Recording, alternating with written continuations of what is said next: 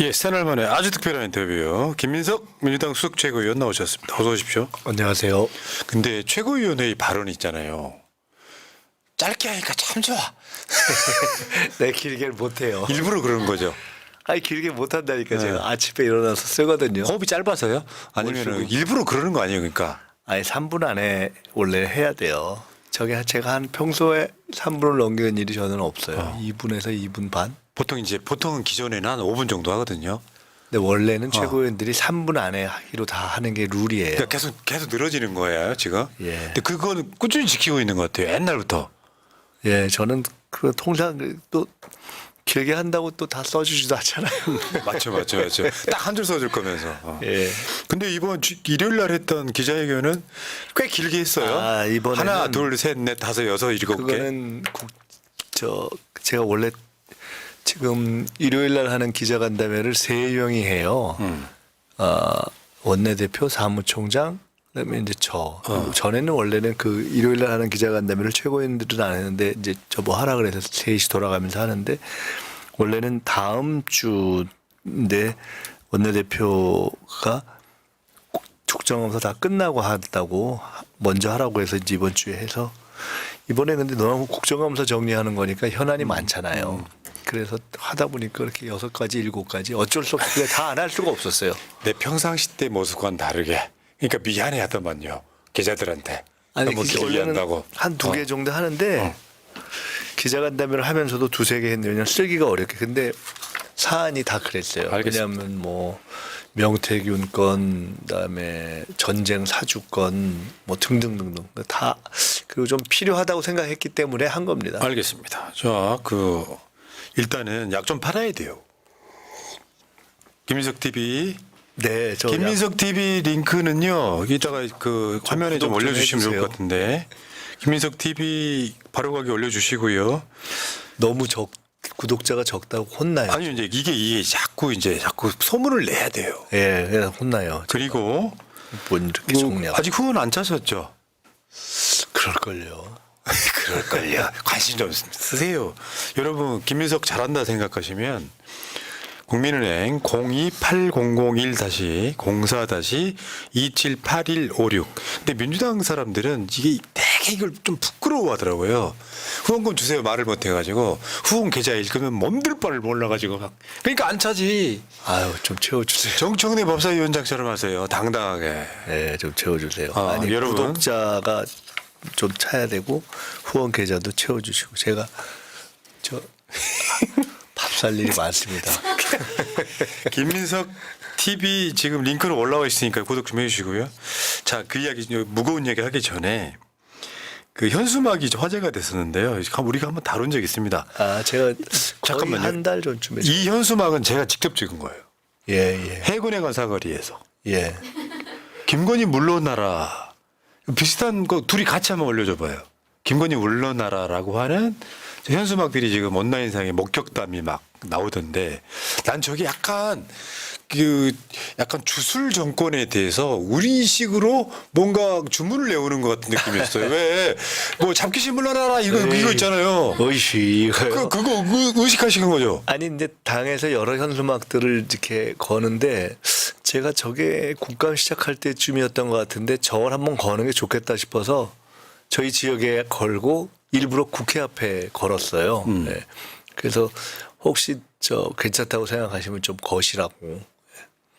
근데 이제 김건희를 물러나라의 대상에다가 넣은 것이고 그다음에 사실은 김건희는 물러나라라고 처음에 하는 것이 문법상으로는 맞는데 그럼 또 뭐 김건희 여사라고 안 했다부터 시작하면 할까봐 그냥 김건희 물러나라 그것도 뭐 여사자 붙이기도 그렇고 해가지고 그냥 그렇게 처음에 저걸 제가 딱 그 위에 있는 거 제가 직접 찍은 사진 이제 밤에 찍은 거거든요. 근데 한참 생각하면 머릿속에 저 의도가 그냥 보이는 현수막이었거든. 왜 김건희를 물러나라고 하지? 윤석열 아니고 그러다 보니까 온갖 생각들이 들게 만드는 정말 수작이었다 이렇게 한번 소개를 한번 해드립니다. 고맙습니다. 네. 자 본격적으로 출발하겠습니다. 자 2024년 국정감사 보니까 개판이다만요 진짜. 특히 예. 근데 우리가 여러 가지 상임위가 있지만 뭐 예를 들면 법사위에서 저 검찰청이나 법무부 이런 것도 있지만 사실 김용현이 지금 또아리 틀고 있는 국방부 국정감사도 굉장히 그 격전지 중에 하나였던 것 같은데 완전 전장터였어요. 아, 국방위는. 와, 막 무슨 비옵시옷 이야기 해버리고 막 뭘 잘 모른다는 이야기 해버리고 그러니까 지금 알량하게 정권 이제 거의 다 끝나가는 정권이 국회의원들한테 뭘 모른다고 그러고 막 사실 하대하고 이런 장면들이 되게 많았었잖아요. 제가 국방위에서 직전 신원식, 그러니까 안보실장으로 간 신원식 전 장관, 현 김용현 장관, 그다음에 여인영 방첩사령관 셋하고 다 첫 만나는 1라운드 때 본인들이 부인하다가 화냈다가 바로 사과하는 똑같이 셋이 셋한테 사과를 받아왔습니다. 근데 정말 엉망입니다, 엉망. 네. 의원님 입장에서 보면 정치 오래 하신 분이니까 가짠치 않아요? 그거 보고 있으면 봐봐요. 김용현이 그렇지. 신원식이 그렇지. 여인영 방첩사령관 이 사람들 하는 거 보고 있으면 정권 영원할 것 같잖아요. 이제 혹시 보셨는지 모르겠는데 보시면은 제가 이렇게 상임위 이런 거 하면서 별로 목소리를 높이질 않아요. 그냥 그렇게 했는데 한 번도 그렇게 해본 적 없다면서요. 한 번도 그렇게 한 적 없어요. 다 그래서 요 셋을 사과 받을 때도 다 그냥 조근조근 했어요. 제가 국회의원 4번 하고 정치 30년 한 동안 상임위에서 처음으로 소리를 지르고 막 붙은 게 이번에 저기 한기호 문자. 그거는 이슈를 만들어서 정회를 하고 이게 이제 국민적인 쟁점을 만들어야 되겠는데 그냥 저 사람들이 방어가 안 되니까 그냥 적당히 넘어가려고 그러더라고요. 위원장도 그냥 계속 질문으로 하려고 그러고.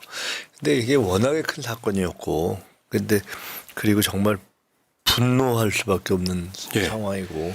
알겠습니다. 그 이야기 따로 해주시고요. 네. 지금은 국정감사 총평인데 일단 그게 국정감사 들어가기 전에 이슈가 됐던 계엄령 음모 그거랑 연관해서 보니까 이 보통 일은 아니더라고요.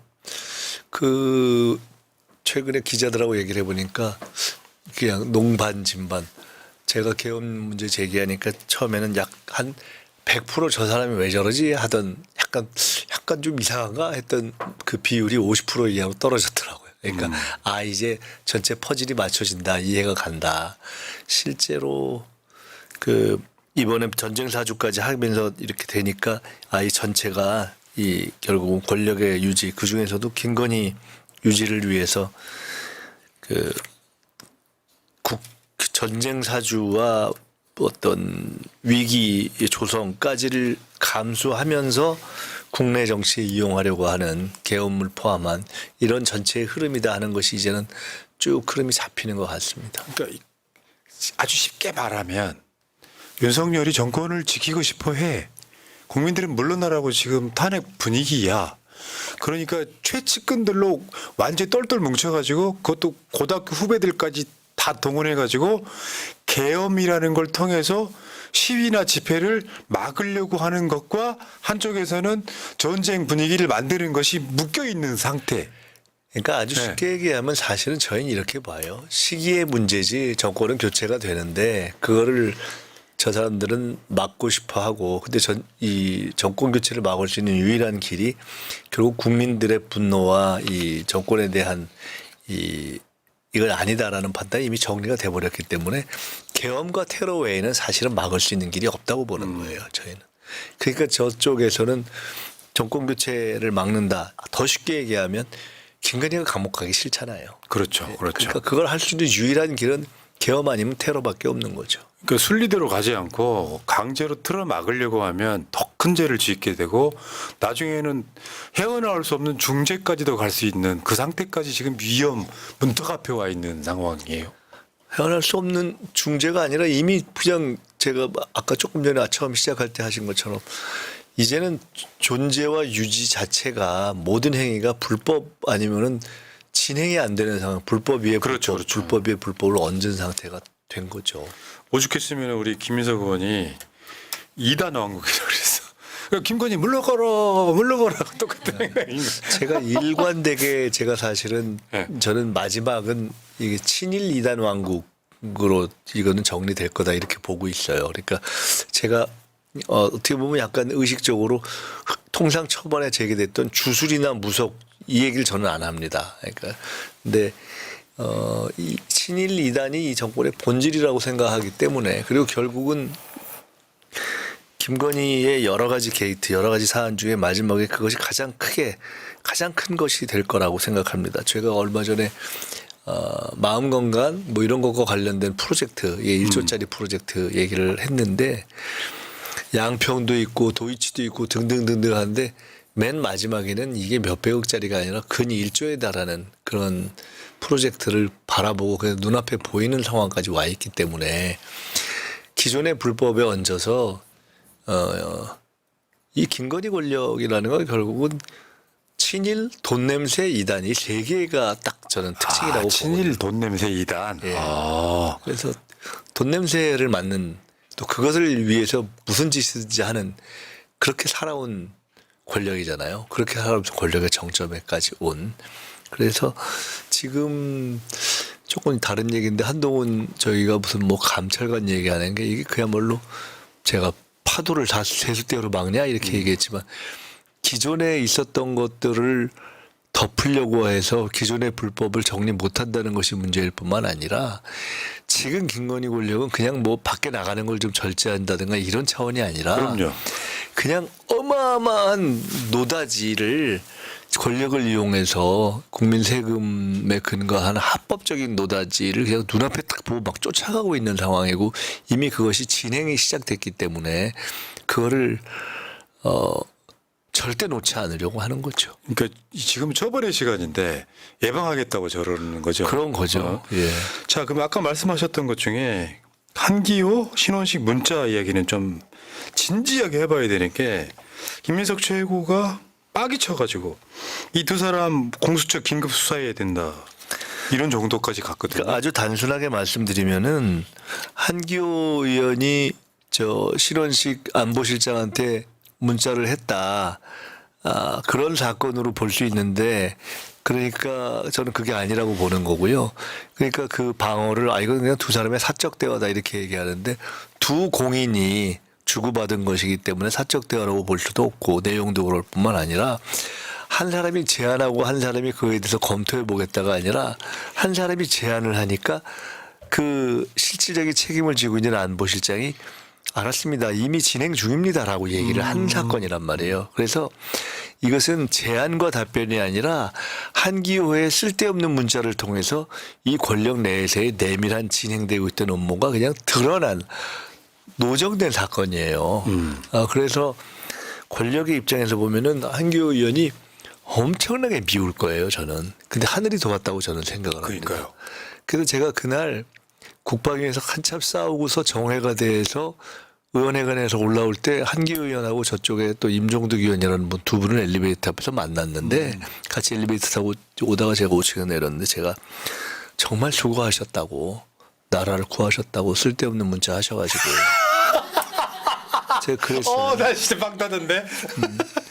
안 그러면 우리가 그렇게 이야기하셨어요? 애쓰셨다고 제가 그랬어요. 안 그러면 사실은 모를 뻔한 거죠. 정말 모를 뻔한 건데 일부러 진짜 그랬다는. 한기호가 이건 안 되겠다 싶어가지고. 근데 그 문자도 제가 그 사진 찍은 기자를 만났어요. 21일 날 문자예요. 24일 날 찍힌 거예요. 그래서 저는 어떻게 추정했냐면 너무 뿌듯해가지고 본인이 문자를 다시 보다가 찍혔구나 이렇게 생각했어요. 그러니까 21일 거를 문자기 때문에 21일 날 찍은 거를 기자가 또는 언론사가 고민하다가 사흘 묵혔다가 풀었나? 전 처음에 이렇게 생각했는데 그게 아니라면은 근데 찍기는 24일 날 찍힌 걸로 돼 있더라고요. 근데 문자 내용은 21일 문자예요. 그래서 저는 당사자가 한기호 의원이 이걸 보냈던 거를 신원식이 답한 게 너무 자기가 뿌듯해서 큰일 한 것 같아서 다시 보다가 찍혔나 이렇게 생각했어요. 근데 어쨌든 보니까 그 다음 문자를 보내려고 이렇게 하던 게 찍힌 거더라. 매주 나터에 각 어쩌고저쩌고 이제 거기에 끊겼는데. 네, 거기서 이제 끝난 거죠. 근데 이미 그때 이렇게 보냅시다라고 하니까 넵 하고서 이미 비상대책회의를 했다 이렇게 얘기했단 말이에요. 근데 그 비상대책회의는 그 전에 18일인가 윤석열 대통령이 무슨 뭐 했다는 주재했다는 거기에 나와 있지 않은 것이기 때문에 저는 그래서 그것이 드러나지 않은 비상대책회의라고 보고 누가 했는지 어떤 사안을 다뤘는지 그러면 당연히 대통령한테 보고했을 것이기 때문에 이미 이런 음모가 국회의 동의를 받지 않고 이런 사실상 파병, 제가 그것도 물어봤어요. 국방위에서 의무병을 전장에 파견하면은 파병이죠. 네. 저 수해 났을 때 수해 복구하러 나가도 지휘관 결제 받죠. 네. 분대 3명짜리 분대도 군대죠. 네. 즉 한 명이든 3명이든 전장에 파견하면 파병인 거거든요. 그렇죠. 그래서 그거를 다 제가 일종의 빌드업 질문을 하고 확인한 거예요. 그렇기 때문에 그러한 내용이 전제됐는데도 불구하고 이 사람들이 그냥 그걸 보낸다라는 걸 전제로 한 얘기를 이미 하고 있었던 거예요. 그렇기 때문에 그것은 만약에 말 안 하고 계속 진행했으면은 그거는 그냥 완전히 탄핵 사유고, 그다음에 국회의 동의를 받지 않고 그렇게 계획을 진행한 것 자체도 위법이기 때문에 그 부분에 대해서는 명확하게 저는 그 비상대책 계획 관련자들을 다 공개하고 그래서 수사를 해야 된다고 이야기한 것이고, 아이고, 참. 그 내용을 대통령에게 인지하거나 또는 보고했을 거라고 보기 때문에 그렇게 되면 대통령이 관련돼 있는 것이고, 그래서 제가 형법상 92조인가 외환 유치의 죄에 해당한다고 본 겁니다. 외환 유치의 죄의 예비 음모. 외환 유치라는 것은 타국과 통모하여 전단을 연다. 즉 전쟁의 단초를 다른 딱 이 케이스거든요. 우크라이나와 통모하여 협의해서 때리자는 거잖아요. 근데 그것이 결과적으로 우리나라의 전쟁의 단초가 된다. 이렇게 되면은 외환을 유치한 거예요. 그게 뭐냐? 내란과 외환의 조는 죄는 유일하게 재임 중 소추할 수 있는 죄입니다. 그렇기 때문에 외환의 죄가 무서운 거예요. 역시 김민석. 무기 등등에 들어가는. 그래서 예비 음모도 최소 2년 이상의 징역에 처하는 거예요. 그러니까 외환 유치의 죄는 이게 똑 떨어지는 거예요. 그래서 이거를 며칠 전에 최고위 한 날 그저께인가 대표 옆에서 이렇게 얘기하다가 이제 대표가 그 외환 유치의 죄 그거 어떻게 되는 거냐고 저한테. 그래서 제 핸드폰을 이렇게 여기 있는 거 보여드리고 제가 그걸 이렇게 텔레그램으로 보내드렸었는데 그래서 그날 아마 외환유치 문제를 대표도 말씀하셨을 거예요. 그러니까 이게 그냥 넘어갈 수, 그러니까 반란인 거예요. 그런 거에 해당하는 거죠. 그렇죠. 네. 자, 그렇습니다. 우크라이나 군대가 북한군을 심한 타격을 입혀가지고 요걸로 북한과 심전한다. 근데 이 사람들 소위 말하면 똥별들이 모르는 게 그럼 북한은 가만히 있냐는 거죠. 아니 전쟁이 그러니까 일어나는 거지. 북한이 러시아에 파병하는 것이 잘 됐다 못 됐다 그건 별개의 문제예요. 그리고 그것이 나쁘다라고 비판도 할 수 있어요. 근데 그것과 북한이 국제적인 관점에서 볼 때 잘못된 일을 했다고 해서 그것이라고 해서 우리가 우크라이나하고 얘기해서 때려가지고 그게 우리한테 피해를 올 수 있게 하는 건 전혀 다른 문제잖아요. 예를 들어 전혀 다른 케이스지만은 우리가 과거에 베트남 전에 우리가 파병을 했는데 그것을 빌미로 해서 북이 무슨 뭐 어떻게 해가지고 이렇게 해서 뭐 한다. 전혀 다른 사안이잖아요. 그렇기 때문에 이것은 지금 그 국민의힘이나 이런 쪽에서 아유 왜 북한이 파병하는 걸 비판 안 하냐. 그건 두 가지로 잘못된 얘기입니다. 이미 국민의힘보다 먼저 비판을 했고 북에 대해서 실제로 국민의힘은 요새 무정부 상태가 돼가지고 일을 안 해요. 그러니까 어떤 일이 있어도 우리보다 먼저 움직이지 않아요. 민주당이 다 뭐든지 먼저 해요. 그래서 그랬을 뿐 아니라 북한이 러시아에 파병한 게 잘못됐다고 해서 그거랑 우리가 우크라이나에 얘기해가지고 우리한테 불길이 올겨 붙을 수 있는 일을 하는 거랑은 무슨 상관이에요. 더구나 이재명 대표 지적대로 여기서 무슨 모니터링 요원 또는 등등으로 해서 신문 기술자들을 보낸다. 이거 전혀 다른 사안이죠. 그 지난주 정세현 전 통일부 장관 나오셔갖고 했던 이야기 중에 있어요. 북한군 뭐 전투병인지 공병인지 지원병인지 모르지만 파병이 맞다고 한들 왜 한국은 끼어드느냐. 그러니까 그거랑 무슨 상관이냐 네. 이거예요. 그것이 그러면서, 잘못됐다고 비판하는 것과. 그러면서 지금 오늘 김병주 의원도 아까 초반에 인터뷰를 했거든요. 예. 요거는 용병성 파병이다 이렇게 얘기하더만요. 그러니까 파병은 어떤 그 군사 동맹 단위에서 그냥 나가서 싸워주는 거고 의리로 싸워주는 거고 돈 받고 하면 용병이다 이런 이야기를 하던데 자, 이 얘기 길게 할 이야기는 아닌 것 같고요. 네. 그다음에 국방위원으로서 이야기는 이런 거에 가깝고 근데 최고위원 수석 최고위원으로서 이야기는 그 명태균 게이트 이게 중요한 부분이 돼버렸죠 지금 현재. 그러니까 너무나 많은 일들이 있었기 때문에 뭘로 초점을 잡아야 될지 모르는 상태에서 저는 가장 먼저 초점이 잡힌 건 주가조작 무혐의라고 생각합니다. 근데 거기에 연계돼서 같은 사람이 연계된 명태균 게이트가 터짐으로써 더 이상 저건 막을 방법이 없다고 저는 생각을 하거든요. 그리고 뭐라고 그러셨냐면은 김민석 수석 최고가 명태균의 불법 여론조사는 불법 게이트의 비상구가 열렸다 이렇게 얘기를 했습니다. 거기다 이제 국민의힘 정당 예산 대비하라 그 얘기까지 했죠. 네. 그러니까 저건 저런 겁니다. 저게 이제 기자간담회를 하는 날 얘기한 건데 그날 마치 11시에 했는데 10시에 그 윤석열 대선 캠프 당시에 정책총괄, 그러니까 지원총괄을 했던 신용한 교수가 명태균 여론조사를 대선 당일까지 공식 자료로 썼다는 거를 이제 공개한 거잖아요. 그 본인이 그 자료도 공개했고 윤석열 대통령하고 찍은 사진도 공개했고 포지션 자체가 공식 직책이었기 때문에 그러면은 쉽게 말하면은 그 이런저런 조사를 참고하거나 전략을 수립하는데 썼다는 건데 문제는 돈도 안 준 거고 선관위에 신고도 안 한 조사를 했기 때문에 불법 조사거든요. 그럼 불법 조사로 불법 대선이 된 거고 그것만으로 불법 대선의 불법 당선이었다 이렇게 얘기하는 것은 무리가 있을지 몰라도 불법이 동원된 대선을 치른 거예요. 그러니까 그런 점에서 불법 그 대선 자체의 게이트, 대선 선거운동 자체의 불법성이 그 연루됐다는 것을 보인 것이고 그것은 후보에게 계속 보고된 최종적인 것이기 때문에 후보가 인지할 수밖에 없었다고 보는 것이 합리적이고 그다음에 국민의힘의 정당 예산 얘기를 한 것은 제가 사실은 얼마 전에 홍준표 시장을 만났단 말이에요. 아 맞죠. 네. 맞죠. 근데 그때 들어보니 저게 지금 완전히 싼 조사라는 거거든요. 그러니까 국민의힘의 영남 쪽에 저기에 관련된 사람들이 그래서 많은 거예요.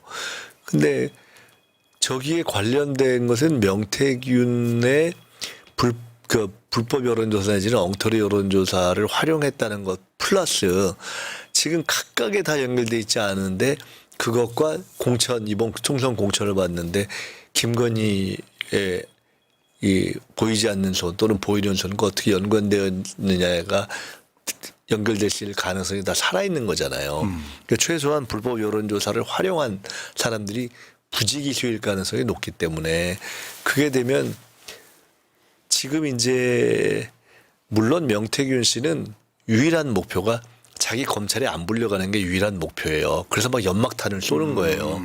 그리고 우리도 그거에 자칫 이렇게 휘말리면 정조준을 해야 될 것은 김건희 공천 개입인데 그냥 명태균이 자기 보호를 위해서 쏘는 연막탄만 쫓아다니다 보면 시간만 놓치고 헤맬 수가 있어요. 그렇기 때문에 우리가 굉장히 신중하고 좀 전략적인 침노를 잘 잡아야 되긴 하지만 명태균만을 놓고 명태균 전체를 다루는 게이트를 우리가 따져본다면은 그것은 국민의힘에 굉장히 많은 사람들이 총선과 관련한 불법 또는 정치자금법 위반이 많이 나올 가능성이 높다고 저는 봅니다. 저게 열리는 순간 국민의힘 내지는 국민의힘의 영남 쪽 의원들은 줄초상이 날 가능성이 높아요. 국민의 텃밭 쪽 주로. 예. 그러니까 저기가 좀 속된 말로 영남에서 놀던 그 불법 여론조사 건달이 그걸 쫙 평정한 다음에 서울에 올라와 가지고 오세훈, 나경원 등등을 김영선 소개로 만난 거예요. 전국구로 이번에 진출한 거예요. 이번에 그 어떤 보도 있었냐면은 실제 여론조사 조폭 출신이었다 보도까지 나왔습니다. 그래서 저 명태균이라는 저 분도 그래서 원래 2010년도에는 풍수하고 저 그런 쪽을 주로 했다는 거 아니에요? 사주 이런 쪽을. 네. 미치겠네 진짜. 아이고 어쨌건 그래서 국민의힘 정당 예산을 준비해야 된다 할 정도로 연루자가 많으니까. 제가 그래서 그 부분을 압박을 한 거죠. 자, 어쨌건 지금 명태균 불법 여론조사는 결국에는 윤석열이 명태균으로부터 받은 뇌물성 거기에 대한 보답으로 김건희 등이 명태균에게 준 게 뭐냐? 그럼 뭐 국가 산다뿐만 아니라 또 다른 게 터진다고 하더만요. 이렇게 되면 이제 불법이 엮이기 시작하면서 사실상 그 뇌물이잖아요. 선물이 막 계속 되는 대가성 거예요. 정치적 같이 들어가서. 선물에다가 뭐 이런 등등을. 자, 그러면 국민의힘으로 한번 가볼게요. 그 과정에서 지금 아까도 말씀 잠깐 하셨는데 파도를 세수대로 막는 특별감찰관. 네. 근데 저는 어떻게 어제 제가 김민석 의원 이야기하고 한동훈 이야기하면서 사실은 이게 서로 짜진 않았지만 짠 거에 가깝다. 뭐냐면 한동훈이는 특별감찰관만으로 봐라 민주당에서 지금 뭐 김민석이가 뭐 파도를 세수대로 막는다고 하는데 나는 다른 거 큰 거 바라는 게 아니고 특별감찰관 요구하는 거야 이렇게 실드 칠 수 있고 민주당 입장에서는 야 특별감찰관이 김건희 비리비리랑 뭔 상관 있어 지금 처벌의 시간이야 이 이야기하고 있는 거잖아요. 대신에 민주당에서 그런 목소리가 커질수록 한동훈한테는 더 힘이 실리는 거잖아요. 야, 특검하겠다고 하는 걸 난 특감으로 막겠다는 거 아니야 이 상황인 거잖아요 지금. 그냥 원래 큰 사고 날 걸 조그만 걸로 막는 걸 뿐이야라고 우리는 원칙적인 얘기를 해서 그것이 만에 하나 됐을 경우에 본질이 아니라는 얘기를 하는 것이고 한동훈 대표 입장에서는 야 내가 이거 잘 막는 거야 싸게 막는 거야 라는 얘기를 할 명분이 되겠죠. 근데 사실 제가 볼 때는 저걸로도 정리 안 될 겁니다. 그러니까 저거조차 못할 거라고 저는 봅니다. 그 우총 표결 얘기 나오잖아요. 그거 저는 못할 가능성이 높다고 봅니다. 민주당도 우총 표결은 안 하죠. 어지간하면 안 하는데요. 지금 금투세 정도는 할지 않을까 생각도 해보는데. 그거는 거의 뭐 집이 정리가 됐기 때문에. 그러니까 금투세 같은 경우는 토론을 다 해서 분포가 나왔기 오히려 때문에 지도부 일임했잖아요. 예, 표결을 안 하는 것이고요. 이거는 이미 제가 오늘 이렇게 쭉 흐름을 보니까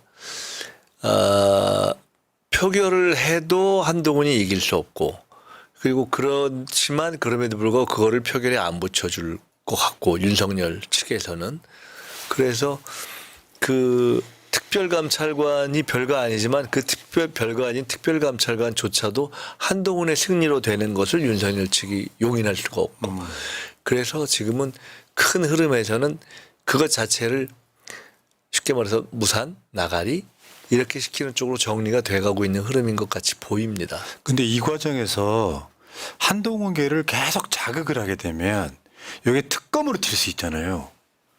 그러다 보니까 저 상태가 지금 하는 것도 아니고 안 하는 것도 아닌 교착 상태에 빠져 있는 느낌? 더 이상 나가지를 못하고 있는 느낌? 근데 여기서 이제 김종혁 같은 사람들은 특별감찰관 공개의총 표결하자 이런 제안들이 나온단 말이에요. 요거까지 잠재우는 데 걸리는 시간. 그런데 민주당은 11월 달에 김건희 특검을 이제 공론화 시켜서 지금 통과시키겠다고 하는 상황이라서 야, 이거를 풀 수 있는 사람이 있을까? 국민의힘에서는 저는 없다고 보거든요.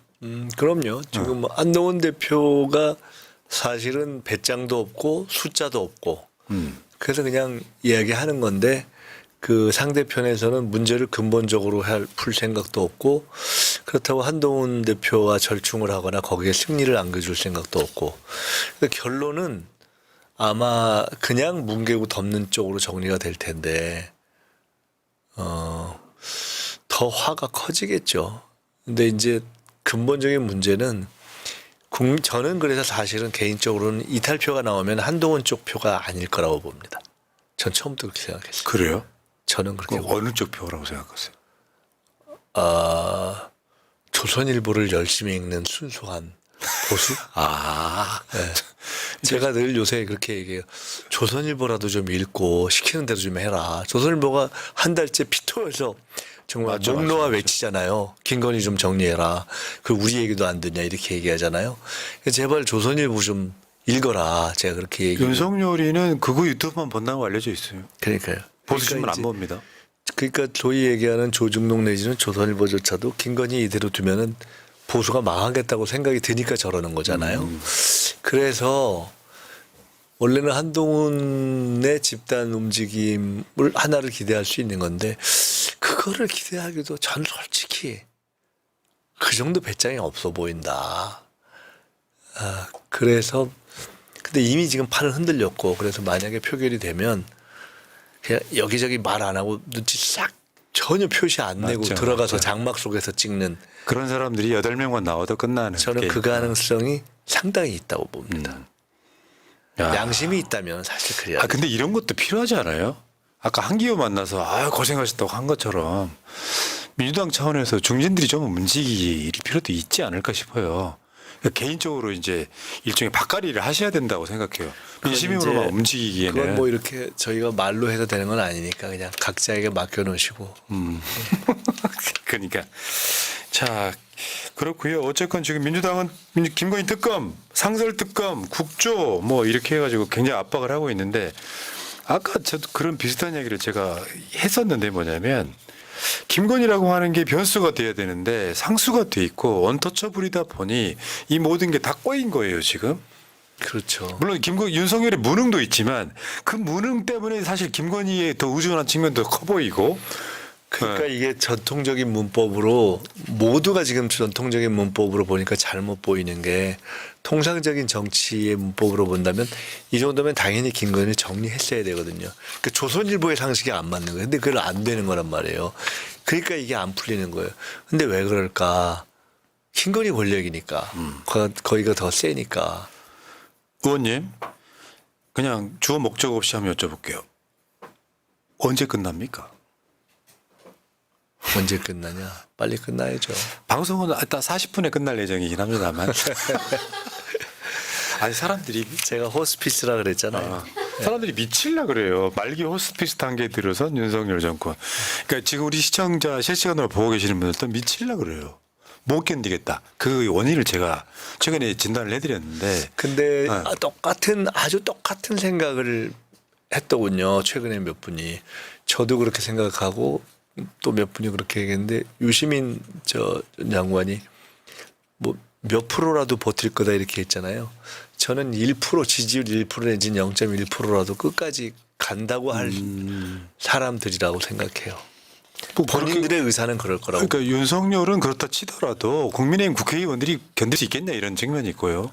그러니까 이제 통상적으로는 그 정도 되면은 다 이제 손 드는데 윤석열 본인과 김건희가 다 0.1%라도 버티려고 하고 그렇게 되실 때 혹시라도 원래 막판 칼춤이 이게 맞죠. 피가 튀잖아요. 근데 여기서 유탄 맞으면 굉장히 고통스럽죠. 그것 때문에들 쫄아가지고 있는 거예요. 자, 근데 여기 잠깐만요. 질문 하나. 더불어민주당 집권 플랜 본부가 뭡니까? 회의도 하셨던데. 제가 전당대회 때부터 계속해서 제 공약이 지금은 집권 플랜을 만들어고 그걸 밀고 나가야 될 때다. 그것을 신중하고 강력한 대세론으로 만드는 것이 이 정권을 마무리하는 가장 강력한 공격 무기고 가장 확실한 방어 수단이다. 제가 그렇게 주장을 했던 거거든요. 그러니까 실제로 전당대회 때 저는 저것을 제 임무로 생각했고 많은 분들이 제가 저것만 할 거라고 생각하고 제가 직접 막 공격도 하고 이럴 거라고는 생각을 별로 안 하셨는데 저도 그럴 줄은 몰랐어요. 원래 저거 하기 때문에 최고위원 안 나오려고 그러셨던 거잖아요. 아니, 이런 거 하려고. 제가 최고위원 나가면 해야 될 임무는 딱 저거 하자라고 생각했었어요. 저것을 하는 것이 필요하다고 보기 때문에 저거에 집중해서 하려고 했는데 그래서 9월 말까지는 하는 걸 저걸 띄우는 걸로 생각했었고 대표님과도 그런 얘기를 했었고 저것이 제가 최고위원을 맡아서 했던 어떻게 보면 제일 큰 임무죠. 그러니까 네. 정권이 언제 어떻게 끝나든 그것을 국민들이 안심하고 민주당에게 정권 교체를 진행되도록 할 수 있는 그러한 준비를 탄탄하게 하는 것이 예. 제 과제라고 생각했고 그래서 시작을 한 겁니다. 근데 저는 이렇게 생각합니다. 제가 김민수 의원을 오래 알았지 않습니까? 최근에 얼굴이 제일 좋아요. 10년 전보다 좋아요. 그러니까 본인이 뭐냐면 정말로 하고 싶어 하는 것을 인정받으면서 하니까 얼굴에 화색이 도는 게 느껴져요. 그러니까 왜? 잠 못 자요 요새. 그러니까 괴로워서 네. 또는 혼자 고립돼 있을 때 김민석이 아니고 많은 사람들의 사랑을 받은 얼굴이 네. 뽀샤시한 게 얼굴에 보여요. 아유 고맙습니다. 아 진짜 진심으로요. 아니 그냥 하고 싶은 일 하고 또 해야 될 얘기 하고 그냥 아유 복잡하게 생각 안 하고 그냥 일하면서 가는 거죠. 그러니까 김민석이라고 하는 물고기에 맞는 큰 오장 하나를 만들어 줬더니 아주 휘젓고 잘 다니고 있는 거예요. 축하드립니다. 다 뽑아주신 덕분입니다. 자. 제가 뭐 맡은 축제니까 해야죠. 어제 저 정청래 법사위원장도 인터뷰하면서 그런 이야기 비슷하게 했는데 민주당 국회의원들이 다 이재명 정부로 정권 교체하는 거에 대한 목표가 그냥 머릿속에 그냥 딱 있더만요. 예. 그렇게 일단 하자. 그게 민주 진영의 굉장히 어떤 그 최대의 목표치처럼 돼버린 상황이에요. 사실 일종의 그런 대세론을 만드는 것이 지금 가장 중요하다고 제가 일관되게 주장한 거죠. 전당대회 때부터. 야, 근데 고고식님이 근데 좀 노잼이긴 해. 그래요. 점잖다는 뜻이도 되는데 가끔씩 보면 표현이 그런 건데 지금 12월 2일 날 김건희 국정농단 규탄 범국민 대회에 어떻게 보면 약간 좀 그 사원을 총 결집시키는 느낌이야. 저도 민주당이. 연사해요. 저날. 네. 연사하세요? 네, 최고위원들이 짧게 하고 그러는데 그래도 저하고 박찬대 원내가 3분인가 하고 우리 대표님이 뭐 길게 더 하시고. 시민 불복종이라는 표현을 하셨고요. 네. 11월 2일 날 광화문에서 뵙겠다 이렇게 이야기까지 하셨습니다. 예, 그러니까 민주당이 지금 제가 봤을 때는 11월 2일 집회는 아마 민주당 이재명 대표가 되고 나서 지금까지 한 3년 가까운 시간 동안 가장 큰 집회가 되지 않을까 저는 예상해 봅니다. 그래야죠. 그날은 진짜 우리 당원들과 지지자들 또 관심 있는 국민들께서 힘을 좀 모아 주셔야 되는 날입니다. 정말. 그 이재명 대표가 가장 먼저 했던 장애 집회 제가 연사로 올라갔거든요. 당원 대표로. 근데 그 옆에 바로 구구들의 스피커 소리 때문에 앞부분에 소리가 안 들릴 정도였는데 저는 여기 제가 지금도 이제 저 행사에 대해서 굉장히 홍보를 많이 하는 이유 중에 하나가 이게 저는 윤석열 탄핵의 분기점이라고 생각합니다. 이미 이제 지난주에 조국 혁신당이 한번 작게 한 맛을 보여줬고 저는 서울역 근처에 어마어마하게 모여야 된다고 생각을 하는 거거든요. 네, 이번에는 정말 중요한 날이죠. 김민석 최고도 올라가신다. 야, 그 신들린 연설 안 보겠네. 아이 뭐 3분 동안 뭐 신이 그렇게 들린다고 뭐. 그 지금 정치권에서 연설 잘하는 사람으로는 이재명 대표 연설 잘하죠. 김민석 연설 잘하죠. 근데 연설 잘한다는 건 뭐냐면요. 마음을 울려요. 연설하는 사람이 뭔가 이야기를 했을 때 마음을 울려요. 그런 연설 하는 사람들이 무대에 다 올라간다고 생각하니까 일단 보는 재미도 있겠고 근본은 분노잖아요. 예. 그날은 정말 이렇게 저희들이 많이 모여서 오랜만에 이렇게 하고 또 우리의 어떤 감성과 정서 이런 것들을 다 함께 녹여내고 그리고 일부러 그렇게 얘기했어요. 뭐 최고위원들이 너무 길게 얘기하고 이런 거 하지 말자. 그냥 대표가 충분히 국민들과 교감하면서 하고 싶은 이야기를 다 풀어내는 그런 시간을 갖자. 이렇게 했거든요. 그 최고위원들은 일단 다 조금씩 올라오는 건가요? 아마 현재 제가 계획서를 보니까 그러니까 최고위원들이 쭉 아주 간단하게 이렇게 쭉 뭐 1분 스피치 이런 식으로 쭉 하고 조금 이제 길게 하는 게 저 박찬대 원대 둘이 하고 그다음에 이제 이재명 대표가 나머지 대표가 예, 그런 식으로 되는 진짜 것 같습니다. 민주당 전당대회네요. 거의 느낌이. 예. 자, 알겠습니다. 손 리차드 기현님 감사드리고요. 랑면TV님, 김민석 수석 최고위원님, 당원과 지지자분들이 함께합니다. 이재명의 대한민국에 원 없이 살고 싶습니다. 김민석 파이팅, 새날 파이팅, 대한민국의 희망 이재명 이렇게 하셨습니다. 감사해요, 랑면TV님. 그리고 지금 김민석 후원 계좌가 어디 있냐고 계속 하시는 분들이 있어요. 화면 상단에 지금 방송 내내 있거든요. 국민은행 028001-04-278156. 저거 저도 해야지. 저거 후원 계좌도 채워주시고 구독자도 저기 해주시고. 네. 네. 그 이런 측면이 있습니다. 제가 봤을 때는 정치를 잘 하면 후원도 빨리 채워주는 측면이 있지만 또 후원을 빨리 채워주면 정치를 더 잘하게 하는 측면도 있는 거죠. 이 상생하시고요. 제가 정치인들 바라보는 시각이 뭐냐면 가치를 같이 하는 동지이다. 그러면 그 동지가 조금 더 잘 싸울 수 있게끔 뭔가 이렇게 합법적인 범위 안에서 소액으로 후원을 해주시면 더 큰 힘이 된다. 그럼요. 예, 예. 한 몇만 명이 후원을 몇천 원씩 해도 다 도움 됩니다. 일하고 뭐 그런데 활동력을 배가하는 거니까요. 전국구가 아닌 국회의원들은요 지역에서만 고액 후원만 있다고 하더라고요. 근데 전국구인 국회의원들은 소액 후원자가 10,000명, 20,000명 됐을 때 가치가 있다 이렇게. 그럼요. 얘기하는데. 자, 알겠습니다. 마지막으로요. 자, 어쨌건 김민석 수석 최고위원. 자, 요즘에 당원들이 그런 얘기해요. 야, 잘 뽑았다. 아이고 고맙습니다. 왜 뽑아놨는데 좀 어떻게 보면 그 수석이라는 자리를 못 채우면 사실 그때 전당대 나올 때 그랬잖아요.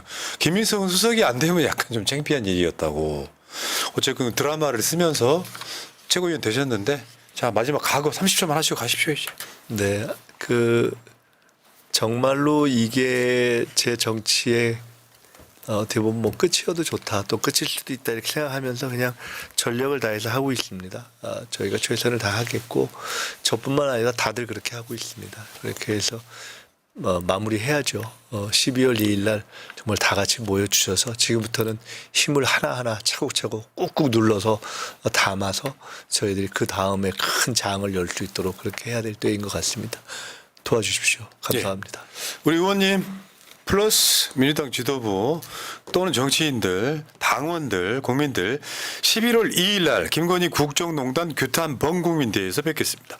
자, 고생하셨습니다. 고맙습니다. 감사합니다. 특별한 인터뷰. 자, 김병주 의원 나오셨습니다. 어서 오십시오. 네, 안녕하십니까. 10년 전부터 최고위원이었던 것 같은 안정감. 네, 감사합니다. 네. 지금 최고위원 되시고 처음 나오신 거예요. 네, 네, 그렇습니다. 새날 시청자분들한테. 네. 네, 여러분 감사합니다. 여러분들께서 많이 응원하고 지지해주고 또 여러 가지 투표해 주신 덕분에 최고위원 됐습니다. 제가 최고위원 되고 나서 무게감을 더 많이 느낍니다. 지금 우리 이재명 대표와 함께 빨리 윤석열 정부 끝장을 내야 되겠다는 생각을 더 하고 있습니다. 그래서 네. 더 열심히 싸우고 있습니다. 그 자리가 딱 맞는 사람이 있습니다. 네. 최고위원 자리에 어울린 사람이 있어요. 네. 김병주 의원. 자, 댓글창에 수수님께서 대통령이라고 하는 살벌한 발음의 소유자 주불리다. 주불리라고 하는 이미지는 굉장히 뭐랄까요. 네. 친근하고 뭔가 국민 친화적인 네. 군인 출신답지 않은 어떤 그런 느낌이 있어요. 네. 야, 감사합니다. 그렇게 네. 또 봐주셔서 그런 거죠. 네. 뭐. 예. 김병주 의원님이 어렸을 때 잘 살았다면 서울대 법대 갔을 것 같고요. 네. 우리 학교 다닐 때는 네. 역사 가는 사람들이 서울대 법대 가는 정도 수준이었기 때문에 감사합니다. 자, 김병주 의원 유튜브는요. 채팅창 상단에 바로 가기가 있습니다. 영상 잘 만드는 의원실이기도 해요. 가서 보면. 네. 네. 열심히 하고 있습니다. 김병주 의원실 화이팅. 네. 자, 그다음에 화면 상단에는 농협 301-0273-7468-21 김병주 의원의 여러분 정치 잘하면요 후원으로 막 돈줄을 내줘야 돼요. 네. 정치하면서 후원받기가 제일 후원해달라고 얘기 드리기가 제일 어렵습니다. 대신 해드리잖아요. 네, 네. 너무 감사합니다. 근데 올해 총선이 네. 있던 해라 네. 사실 아마 민주당 국회의원들이 2배 채우는 해에 네. 굉장히 어려움이 좀 있을 것 같긴 합니다. 네, 그렇습니다. 네. 자, 여러분 김병주 잘한다 생각되시면 오늘 여러분들의 후원 양만큼 김병주 의원은 평가를 그렇게 받는 거예요. 자, 부탁 좀 네. 드리겠습니다. 자, 시작해 보겠습니다. 일단 가볍게 하나 갈게요. 이게 되게 꽂혔던 뉴스 중에 하나였는데 대리 입대. 네, 그렇죠. 아니 어떻게 저런 게 가능해요? 지금 저 김병주 의원이 네. 병무청 국정감사에서 보여주신 네. 자료거든요. 네. 대리 입대가 가능하다는 게 전 상식적으로 이해가 좀 안 돼서. 너무나 황당하고 진짜로 후진국형 이런 일이잖아요. 이거는 4차 산업혁명 시대에 일어날 수 없는 일이 일어나서 제가 아주 혼쭐을 냈습니다. 그거는 이제 최 씨와 조모 씨라는 분이 있는데 조모 씨가 급여를 절반 줄 테니까 내가 대리 입대하겠다고 최 씨한테 제안을 한 겁니다. 급여요? 아니 군대 급여가 얼마나 된다고? 병사들 급여 많이 올랐다고 아마 60만 원 정도 좀 한 30만 원 받고 자고 먹여주고 하니까 그렇게 그걸 이제 최모 씨가 받아서 조모 씨가 이제 입영을 하게 되는데 그 과정이 단순하지가 않더라고요. 최 씨 같은 경우는 원래 현역으로 가는 것이 아니라 사회복무요원이었어요. 그럼 사회복무요원이 아니라 현역으로 가고 싶으니까 그 다시 신체 검사를 신청한 겁니다. 그래서 조모 씨가 대리로 가서 신체 검사를 다시 받았는데 현역 판정을 받은 겁니다. 그게 있을 수 있나요?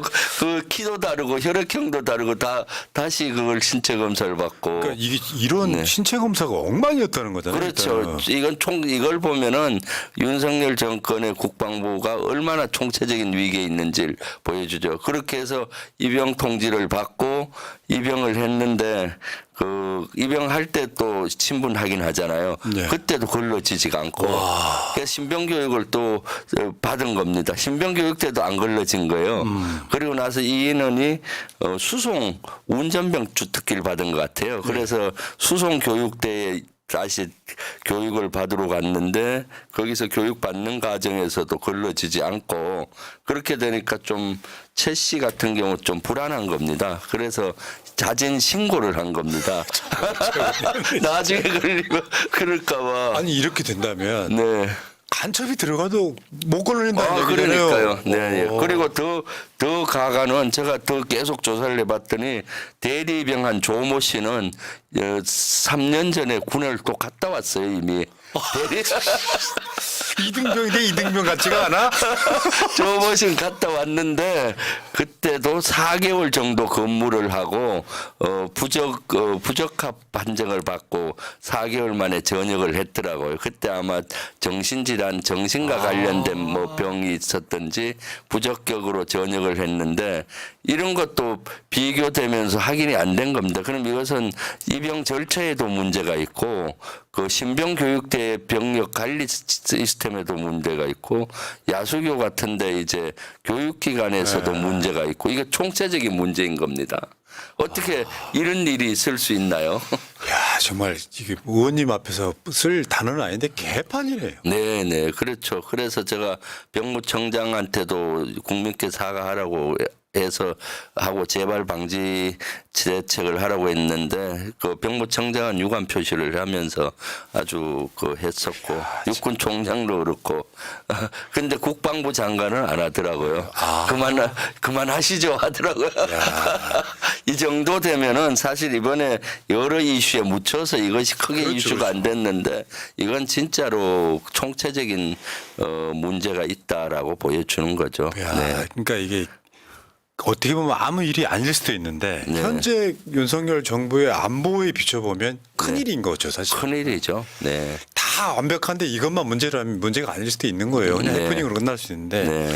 정말 작은 네. 구멍 하나가 간첩이 입대를 해도 모르겠구나. 그럼요. 간첩이 입제해서 군을 예. 한다면 어떻게 되겠습니까? 이거는 진짜로 지금 주민등록 체계가 발전된 이후에는 이런 일이 있은 적이 없어요. 70년대 이후에는 이런 일이 처음 있는 걸로 나오더라고요. 네, 예, 예. 참. 저도 이 뉴스 보고 깜짝 놀랐어요. 네. 군대 갔다 온 사람은 이게 이런 일이 있을 수 있을까 싶은 일이 일어나는 거잖아요. 네. 알겠습니다. 이야, 얘 김병지 의원한테 딱 걸리는데. 네. 자, 이제 본격적으로 국정감사 총평을 한번 들어가 볼 텐데 국정감사 보니까요. 제 총평부터 먼저 말씀드리면 네.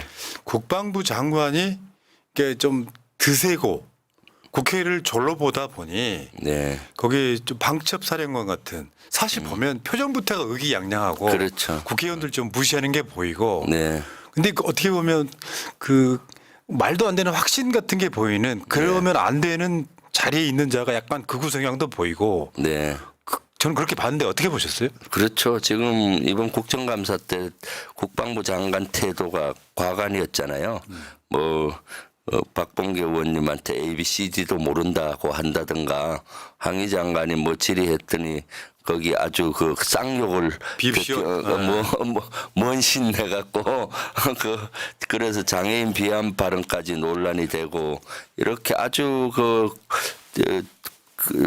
태도나 이런 면에서 국회의원도 저 아래로 보는 것 같아요. 너무 경호처장하면서 목에 힘이 들어가서 그런지는 몰라도 아나무인격의 그런 태도를 보여서 진짜 많은 질타를 국방위원들한테도 받았을 뿐만 아니라 언론에도 많은 물매를 받았죠. 그래서 그러한 태도를 보이니까 그 밑에 있는 방첩사령관도 특히 제복 입은 군인들은 그렇게 겸손하거든요. 네. 그런데 방첩사령관은 아주 거만하게 이렇게 태도를 해서 제가 뒤로 불러서 좀 혼을 냈어요, 사실은. 그래요? 너 태도를 좀 똑바로 해라.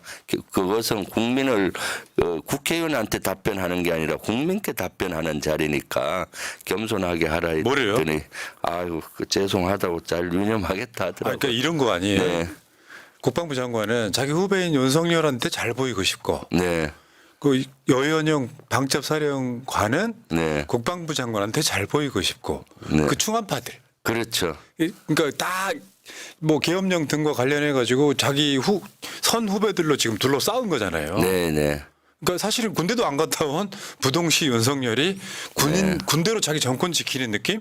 네. 그러니까 지금 그게 계속 여진이 되고 있는 게 충한파, 계엄령 이런 것들이 같이 묶여서 계속 의심을 주고 있는 거야. 그러니까요. 네. 와, 그래서 근데 진짜 아까 방첩사령관 저자는 보면 표정에서 보이더라고요. 네. 정권이 뭐라고. 그러니까. 뭐 얼마 평생 갈 것처럼 보이더라고요. 지금 무서운 것이 없어 보이잖아요. 네. 대통령도 선배, 그 장관도 선배, 무소불위의 권력 속에 있는 것 같지만은 잠시이고 그래서 휴식 시간에 만나게 돼서 제가 좀 선배로서 넌지시 육사 훈계를 후배인 했죠. 거죠? 네네.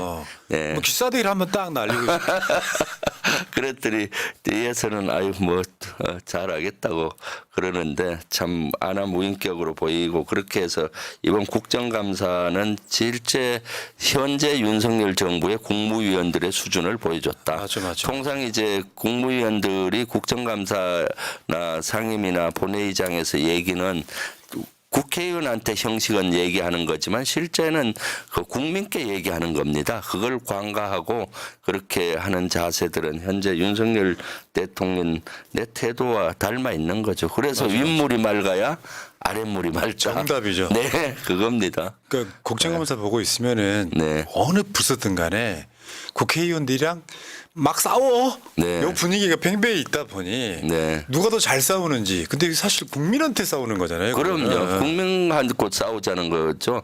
그래서 실제 제가 현역 때도 장관이나 그 당시 합참의장 이런 분들이 좀 착각하는 게 간혹 있어요. 국회의원이 자기보다 연령이 어린 국회의원이 막 화를 내고 그래서 아이고 장관님 또는 의장님이 이거는 국회의원을 보지 말고 그 뒤에 있는 국민을 보고 답변해야 된다.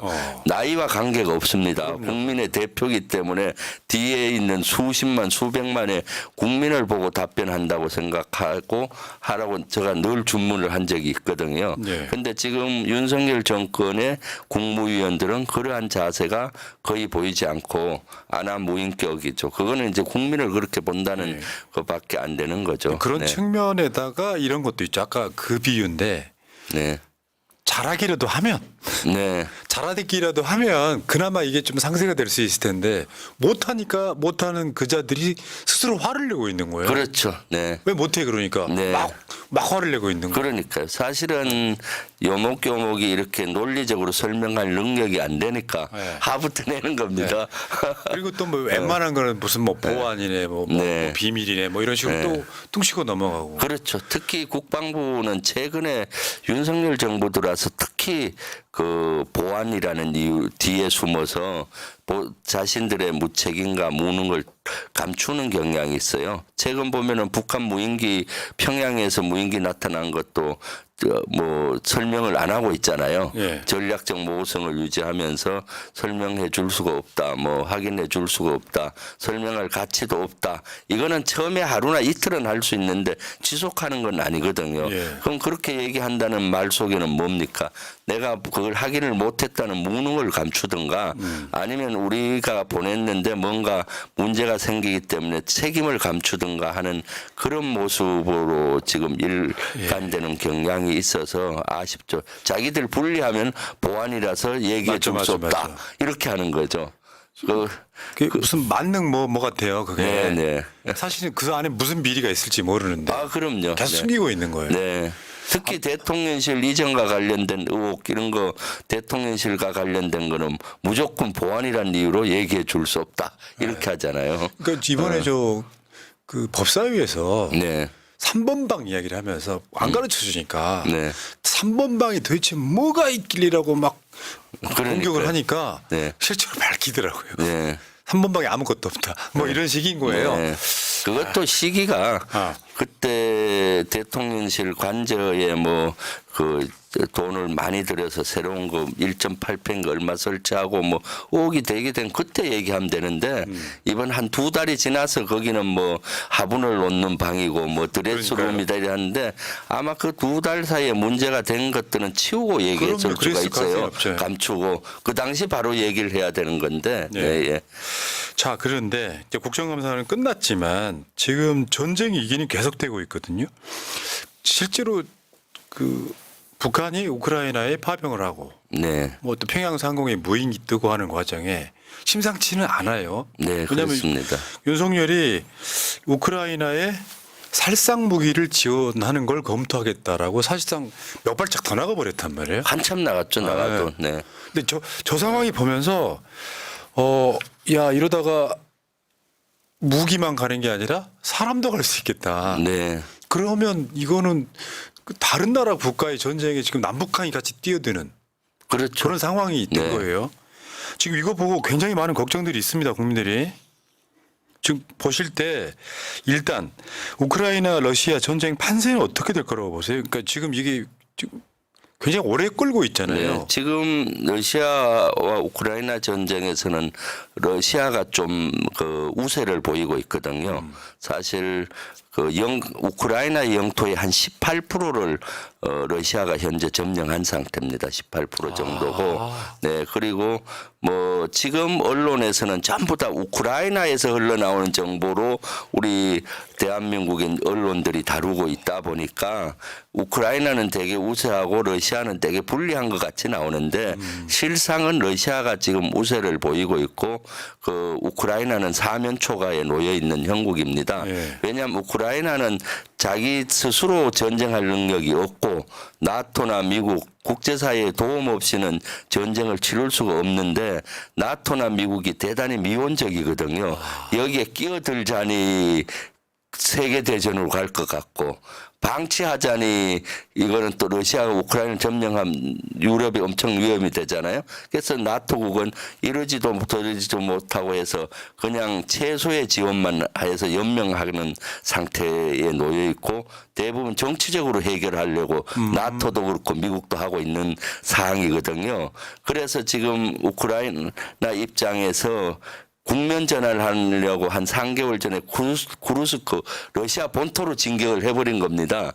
그런데 그것도 실패했다고 보여지거든요. 그 원래가 원전을 확보해서 자기들의 어떤 그걸 하려고 했는데 그것까지 못 간 상태에서 중지가 되고 지금 후퇴하고 있는 형국이고요. 그래서 쿠르스크로 들어가면은 지금 제일 격전지가 그 돈바스 전투인데 예. 거기에 있는 러시아군이 그쪽으로 돌릴 줄 알았는데 돌리지 않고 버텼거든요. 그리고 오히려 돈바스 그 중요한 지역에 러시아가 훨씬 더 공격을 앞으로 해서 땅을 많이 뺏긴 형국이에요. 그래서 지금 젤렌스키는 SOS를 하기 위해서 9월 달에 유엔 총회에 가서 승리 계획이라고 발표를 했는데 아무런 도움도 못 받았어요. 그리고 올해 10월 12일 날 또 그 20개 서방 국가 정상들 회의를 하려고 했는데 미국이 참가하면서 무산이 됐고요. 그 차제에 이제 북한 문제가 난 겁니다. 북한군이 러시아로 온다는 이거를 젤렌스키가 제기하면서 크게 막 뻥튀기를 하면서 정보를 제공을 하기 시작한 거예요. 이렇게 한 의도는 북한도 들어왔으니까 이제 나토 지원을 해라, 미국 지원해라 이런 명분이 되지 않습니까?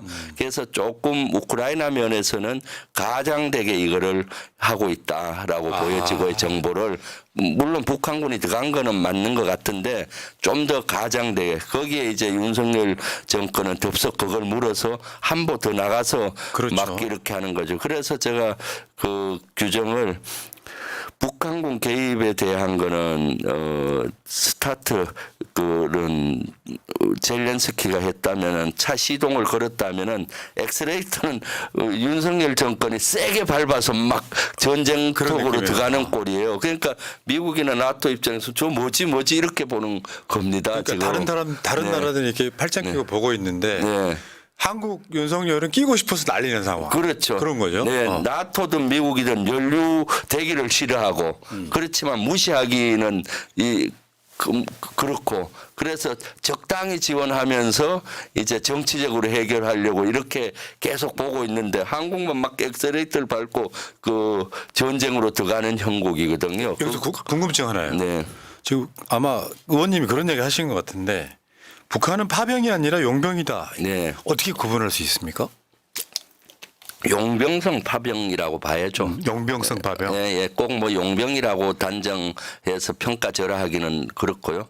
용병성 파병인데 통상 파병이라고 하면은 우리나라 같은 경우는 외국에서 월남전 때는 미국으로부터 돈을 받았지만은 최근에 파병은 돈을 안 받고 가는 겁니다. 아. 자신의 예산으로 그러니까 이를테면 우리 군복을 입고 동맹이어서 네, 예. 의리로 가져주는 게 그렇죠. 파병이고 네, 예. 용병은 돈 받고 가는 거고. 돈 받고 용병성 파병이죠. 역시 돈 받고. 우리 장군님.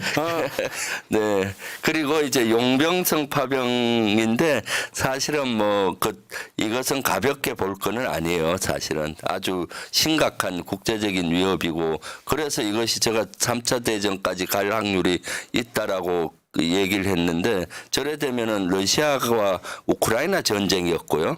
지금 다른 나라가 거기 참가한 거는 공식적으로 북한이 처음이 되잖아요. 러시아와 북한.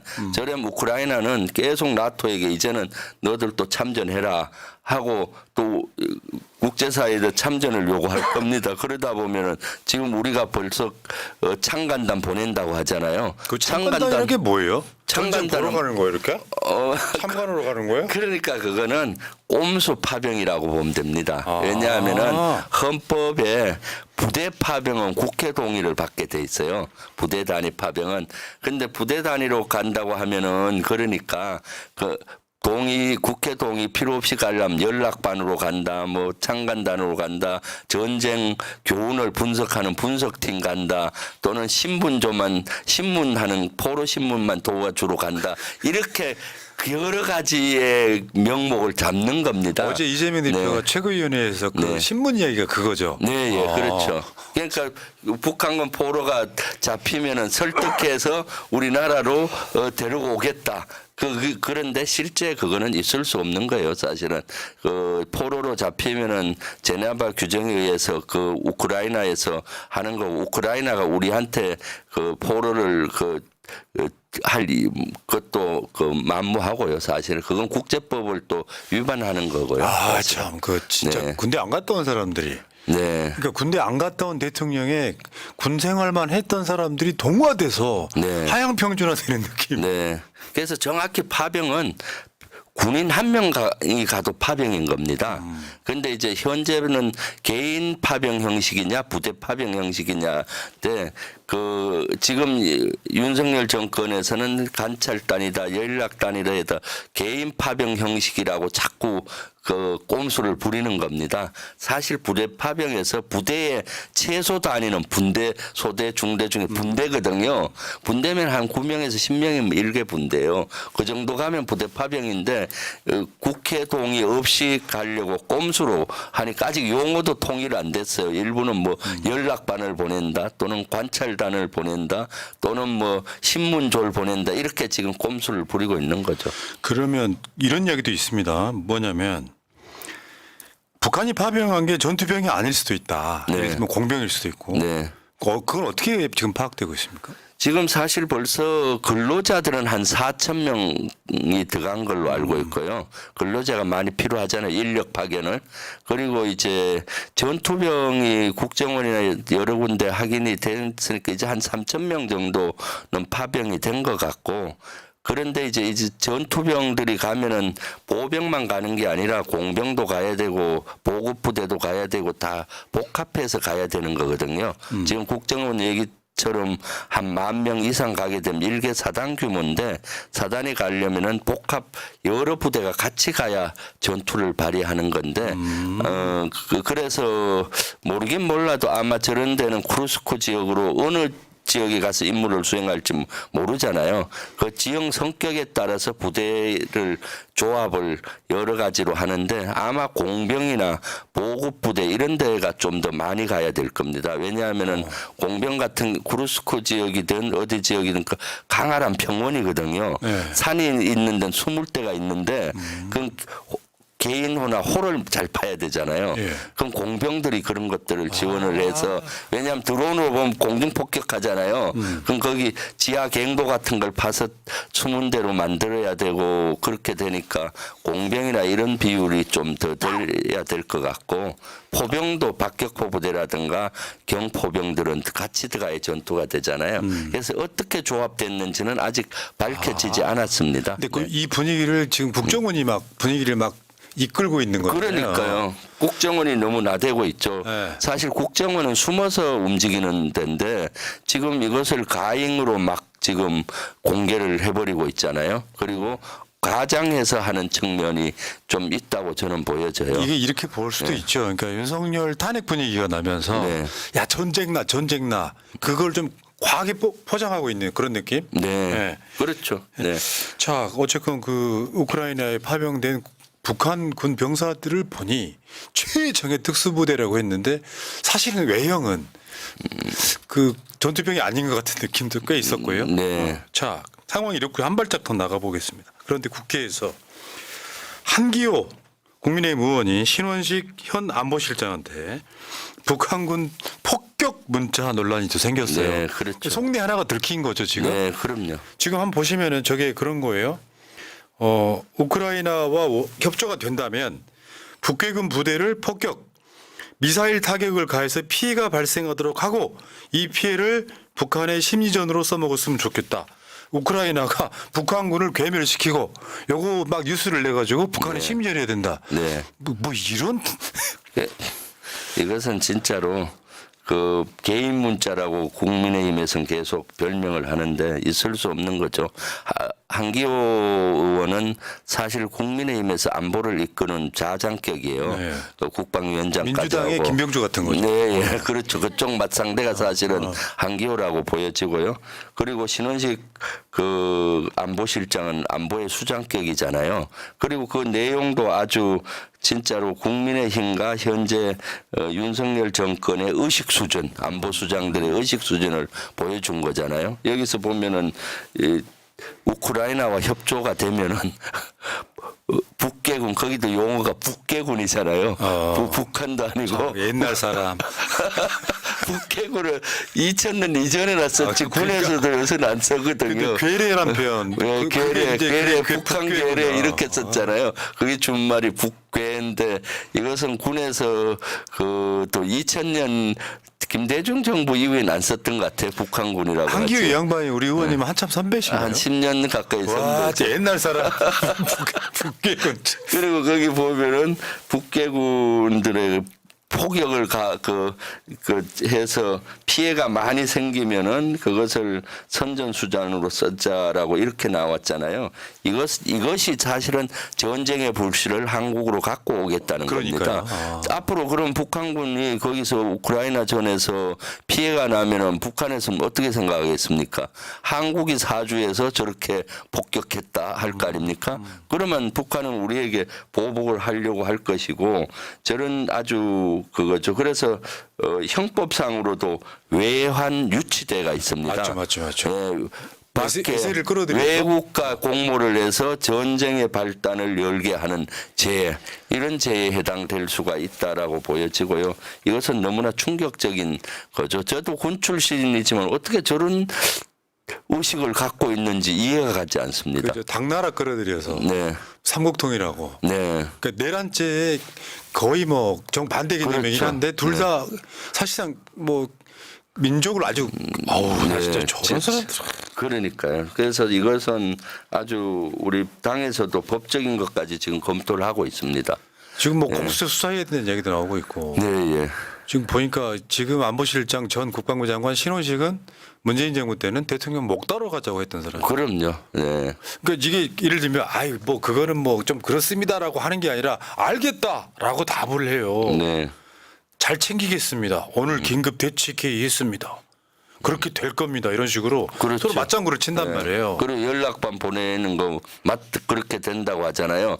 연락반 같은 파병을 하겠다는 겁니다. 그리고 그 밑에는 또 한 문장 지나가다 말은 거 있는데 나토에 나토에 대표단 가는 걸 얘기하는 것 같아요.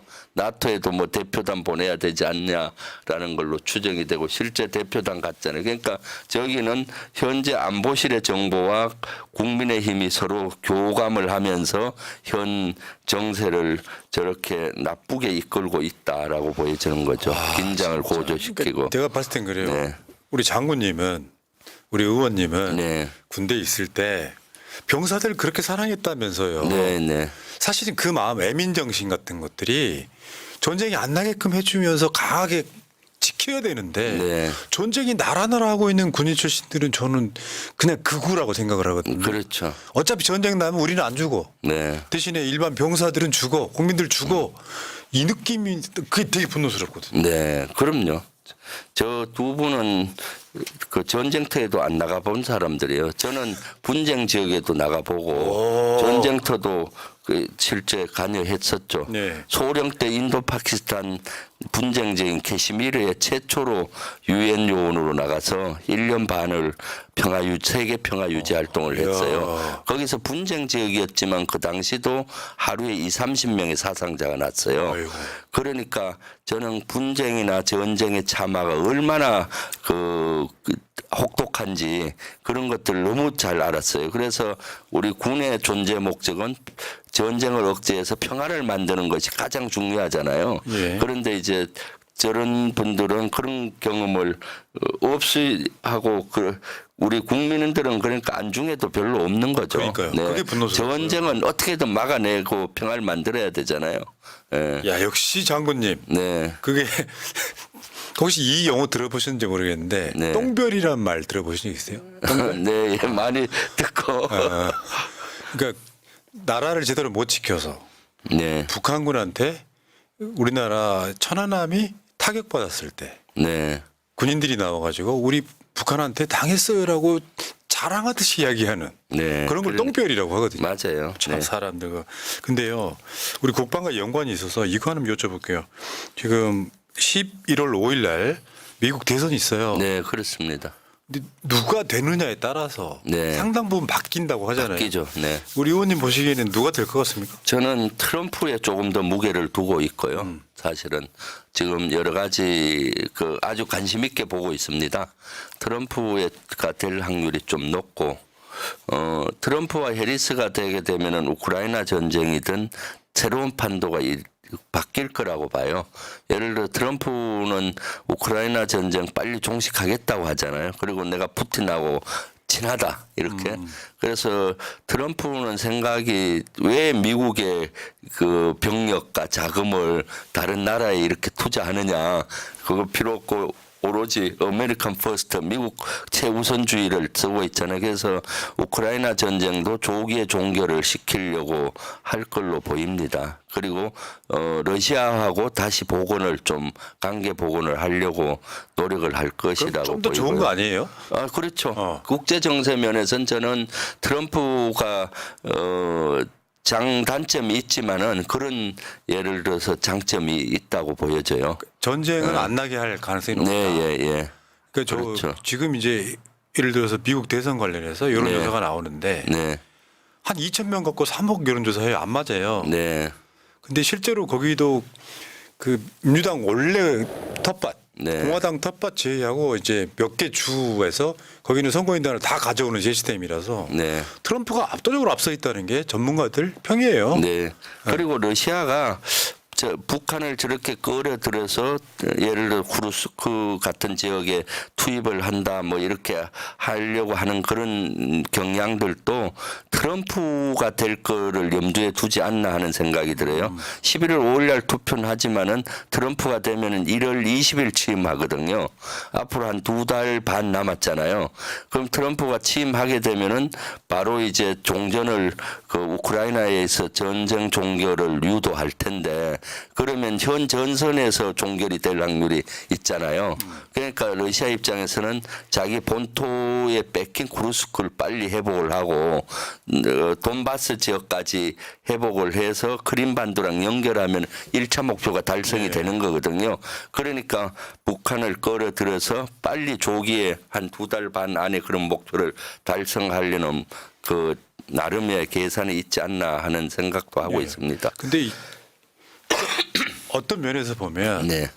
윤석열과 친하게 지냈던 대통령이나 총리는 대부분 다 실각합니다. 네. 그러니까 그렇죠. 기시다가 그랬고 바이든이 네. 그랬고 올인했었잖아요. 네, 그렇죠. 그러면 윤석열 정권에서 지금 트럼프 쪽에다가 어느 정도 그 라인을 대고 있을까? 난 그게 의심스럽고요. 네.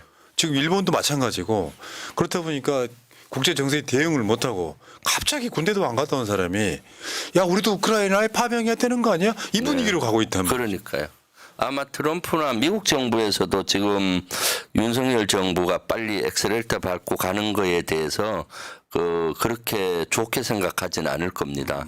왜냐하면 우크라이나 전쟁이 확전되면 안 되거든요. 미국 입장에서도 관리를 해야 되는데 저렇게 북한이 왔다고 한국까지 창간단을 보내느니 막 오버 액션을 하고 있잖아요. 그런 것들에 대해서는 미국도 좋아하지는 않을 확률이 많아요. 네. 근데 자기 자신이 네. 지금 국내적으로는 탄핵 위기에 있기 때문에 네. 전쟁 위기를 더 부추겨 가지고 실제로 탄핵에서 살아남으려고 하는 꼼수로 보여요. 그렇죠. 사실은 그런 측면이 그렇게밖에 있죠. 의심할 수밖에 없잖아요. 네, 지금 다른 거는 국내 이슈로는 탄핵 문제라든가 김건희 의혹을 판세를 바꿀 능력이 안 되니까 국민을 볼모로 안보를 볼모로 해서 이렇게 판을 뒤바꾸려고 지금 남북한 긴장도 계속 같이 고조시켰잖아요. 지금 하루가 다르게 오물풍선이 넘어오는데도 이것을 수수방관하는 거고 대남 학생기로 우리 접촉 지역 주민들 특히 강화도 주민들 밤잠도 못 자는데 수수방관하는 거고 저번 또 국회에서 그 네. 접경 지역 어머니 오셨고 무릎 네, 꿇는 무릎 사건이 꿇고 있어요. 그렇게 울면서 제발 구해달라고 하는데 저런 건 외면을 하고 이런 것들이 자꾸 이제 긴장을 부추겨서 어떤 의도적이든 의도하지 않든 무력 충돌을 유도하는 것이 아니냐라고 볼 수밖에 없는 형국이잖아요. 그러니까 그거는 우리가 그 대북 비난 전단 안 보내면 되는 그렇습니다. 문제였었고요. 대북 학생기 안 떨고 탈북 단체들이 대북 전단 안 보내면 되는 거죠. 네, 아 진짜 정말 어느 것 하나 잘하는 게 없는. 네, 네. 빨리 끝내야 특히 되겠다. 특히 외교 안보 분야는 한번 무너져 버리면은 맞죠. 다시 세우기가 너무 어렵기 때문에 저는 그동안 탄핵이란 단어를 쓰는 걸 조심스럽게 했어요. 그런데 이제는 이번 사건을 보고 더 이상 안 되겠다. 윤석열 정권은 빨리 끌어내려야 되겠다라는 확신이 생겼어요. 진짜. 빙고! 네. 왜냐하면 저런 분도 저렇게 생각을 한다. 네, 예. 마지막 저는 제가 봤을 때는 네. 굉장히 뭐랄까 신중한 사람이 그렇죠. 그게 네. 꺼냈을 때는 이제 갈 네. 때까지 갔다. 근데 최근 나온 저기 뉴스 하나만 보겠습니다. 국정원 자체 감사에서 실세 특보였던 사람이 억대 대북 공작비 유용. 그러니까 네. 아까 병무청의 그 대리 입대랑 비슷한 맥락으로 보면은 총체적으로 썩어 있어요. 그럼요. 네. 저게 네. 그러면서 국정원은 지금 전쟁 위기 부추기고 있는 것이고 네. 사실은 어떻게 보면 국내 정치 개입이거든요. 그럼요. 그렇죠. 국정원이 저렇게 나서서 전면에 나서서 이렇게 하는 적이 없고 그럼 또 이 내부가 썩었단 거 아닙니까? 지금 뭐 특보가 공작비를 유용했다. 그리고 자체 감사에 나왔다고 하는데 사실 저런 눈먼 돈을 이렇게 해서 되는지 이거 진짜로 이런 것들이 군데군데 썩어 있는 거죠. 근데 네. 더 기함할 것은요. 네. 어떤 게 있냐면은 지금 그러니까 윤석열 탄핵을 막아보기 위해서 계엄령 시도한다는 이야기는 계속해서 네. 뭔가 합의 다 맞아요 지금. 그렇죠. 충안포로 채우고. 네. 그런데 지금 국방장관, 그러니까 윤석열의 최측근이라고 할 수 있는 전 경호실장 현 국방부 장관 김용현 직속 정보실 만든다. 네. 이 보도가 있었거든요. 네네. 그러니까 전에 경호처장일 때 대통령 경호에 군대랑 경찰을 다 통솔할 수 있게 만들었던 김용현이잖아요. 네. 근데 이게 개편안이 이렇게 되더라고요. 국방부, 국방정보부, 국가정보사령부, 정보본부하고 정보사령부를 통합해가지고 국방정보사령부로 만들고 국방부 장관 밑에 국방정보실을 신설하고 그 다음에 국방정보실에서 직접 국방정보사령부 밑에 있는 부대들한테 직접 명령 지시를 할 수 있고 정보 보고를 받을 수 있는 이 개편을 한다는 거죠 지금. 네. 이것도 사실은 어떻게 보면 계엄령과 연관이 있지 않아요? 뭐 연관이 될 수는 있는데 저렇게 하게 되면은 우리 정보에 큰 차질이 생기죠. 국방은 정책을 결정하는 거지 북한에 대한 정보와 작전, 정보와 작전은 다 연계된 합참에서 해야 되는 거거든요. 지금 합참에 정보본부장이 있고 그 밑에 정보본부 사령관을 통제하는데 국방부 직속으로 정보사령부를 하는 것은 말이 안 되고요. 그 정보사가 개편은 해야 되는 건 맞아요. 왜냐하면 지난번에 브렉 요원들이 네. 그 노출이 돼서 정보사령부의 편성이 다 북한으로 넘어간 걸로 추정이 돼요. 어떻게 조직되고 무슨 과는 무슨 임무하고 이것이 북한으로 다 넘어갔다면 우리를 환하게 보는 거잖아요.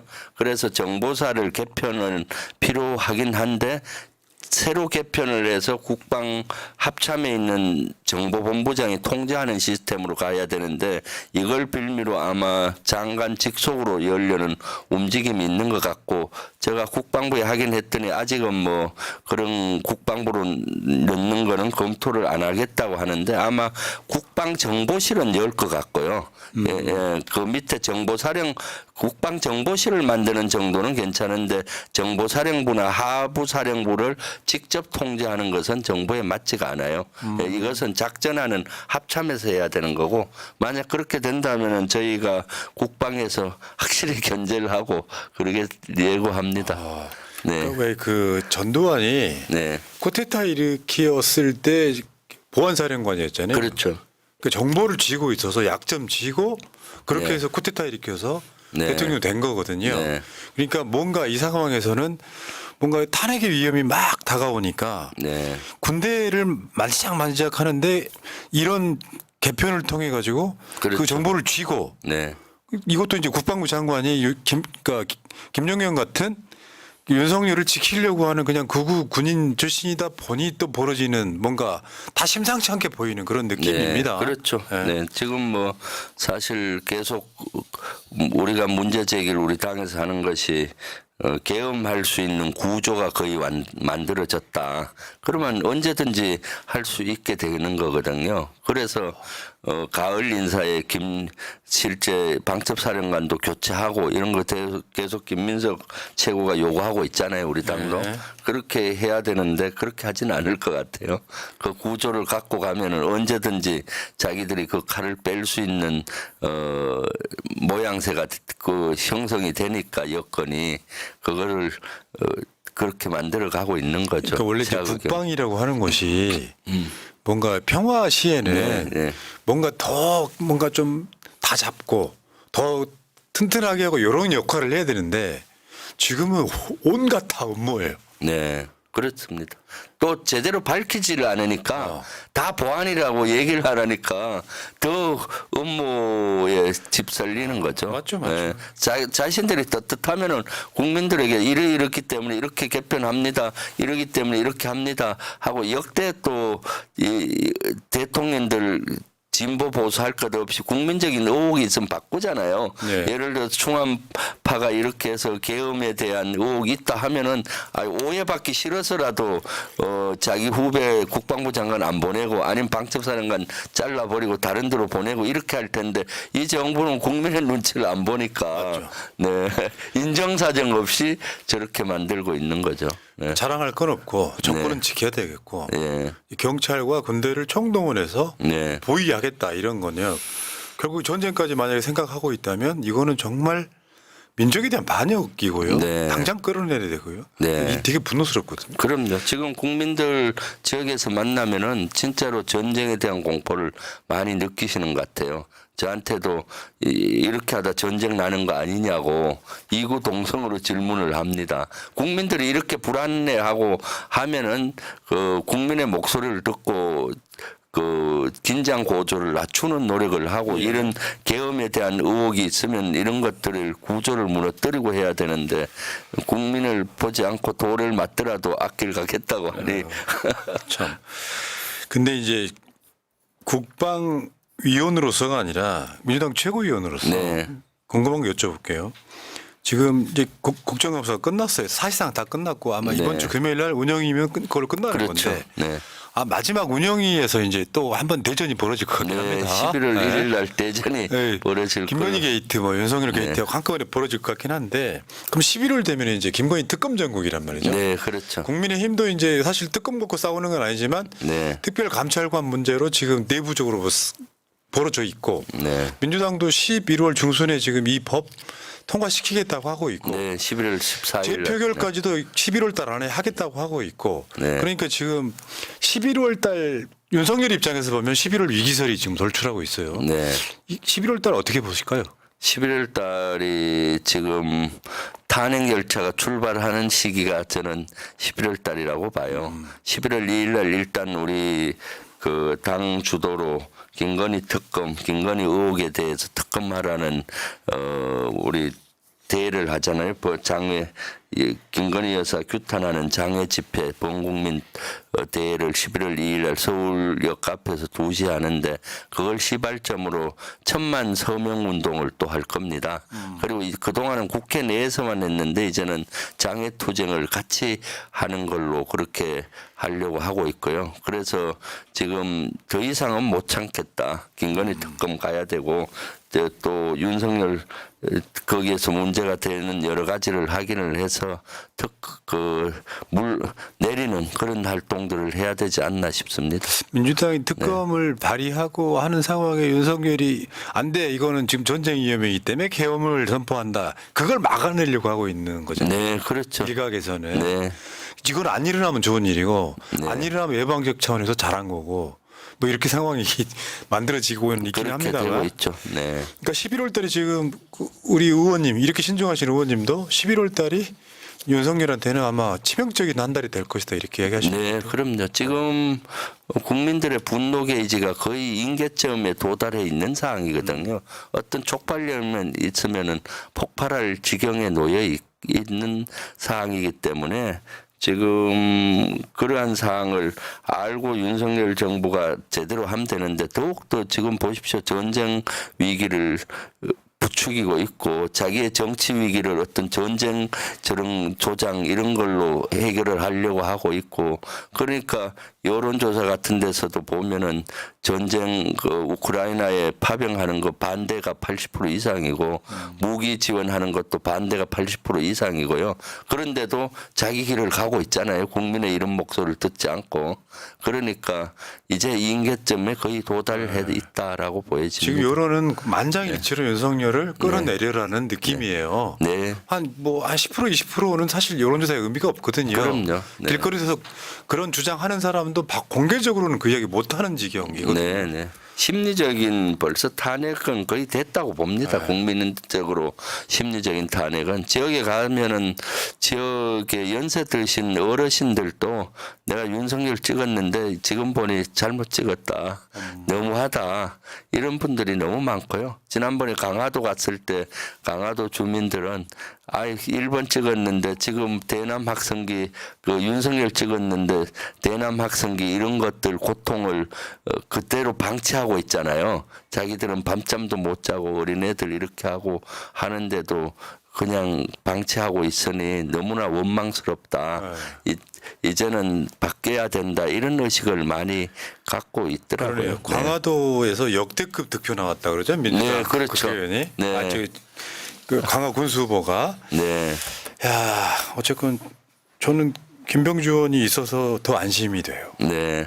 감사합니다. 어떤 느낌이냐면은 네. 국방위에 딱 회의를 하는데 마지막 마무리는 김병주 의원이 해주는 느낌? 네. 그러니까 거기에 막 이제 뭐 같은 그렇죠. 군인 출신들 나와가지고 하다못해 연영 같은 네. 광첩사령관 이런 사람들이 있어도 김병주 앞에서는 이렇게 뭔가 힘을 못 쓰는 느낌 이런 것들이 있었어요. 네, 그렇죠. 그러니까 네. 민주당에서는 굉장히 중요한 자원 중에 하나이신 거예요. 네. 저쪽은 진짜 한 10년 선배라고 하는 분은 북한을 막 포격해라 이렇게 문자 보내고 있고 이게 뭡니까 이게? 그러니까요. 좀 창피하죠, 진짜로. 정권 바뀌고 나서 네. 정말 다시 국가를 정상화 시킨 다음에 그 정말 그 국민들은 자기 생업에만 정상하면 그럼요. 국가와 시스템이 다 알아서 해주는 쪽으로 다시 돌아가야 되는 거죠. 그럼요. 네. 국가가 최저 안전판을 유지하고 그 국민들을 보장하면서 생업에만 마음껏 종사할 수 있게 꿈을 펼칠 수 있게 하는 것이 국가의 역할인데 국민들은 생업도 마음대로 못하고 지금 또 경제가 안 돌아가니까 죽을 지경이고 정치를 걱정해야 되는 대통령을 걱정해야 되는 형국이니까. 그러니까요. 자, 네. 민주당은 김병주 보유당.